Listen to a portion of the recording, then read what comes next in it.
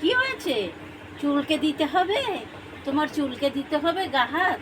এখন তোমার গায়ে চুলকানি উঠেছে, আমার ঘন্টুকে এখন গা চুলকে দিতে হবে না। আবার চুলকে দিতে হবে? ওরে বাবা থাম। এহ, এহ, তুই আমার মুখের ভিতরে কেন জিভ ঢুকালি? আমার মুখের ভিতরে জিভ ঢুকে দিয়েছে। হ্যাঁ? তুমি তুমি তোমাকে তোমাকে এই জন্য মারি, এই জন্য মারি, তুই আমার মুখের উপরে কেন?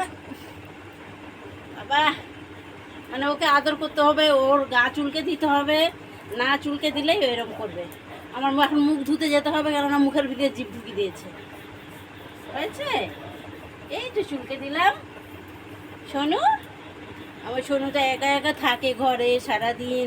আমি এই এলাম, দেখি একা একা শুয়ে শুয়ে বলছে "উ, উ, উ", এরকম করে, ঘন্টু কিরম করে একবার দেখো। উ, দেখো, এরকম করবো, এরকম করবো।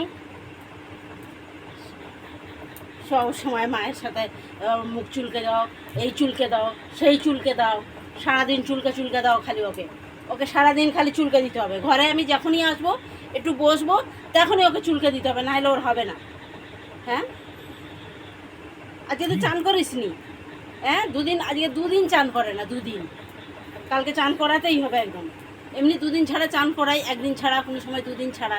আজকে দুদিন বৃষ্টির জন্য চান করাতে পারি না, কারণ ওকে শুকোতে হবে। আমাদের হেয়ার ডাই নেই, একটা হেয়ার ডাই কিনতে হবে ঘন্টুর জন্য, নাহলে হবে না। একটা হেয়ার ডাই দিয়ে এরকম করে এরকম করে শুকনো করতে হবে আমার ঘন্টুকে।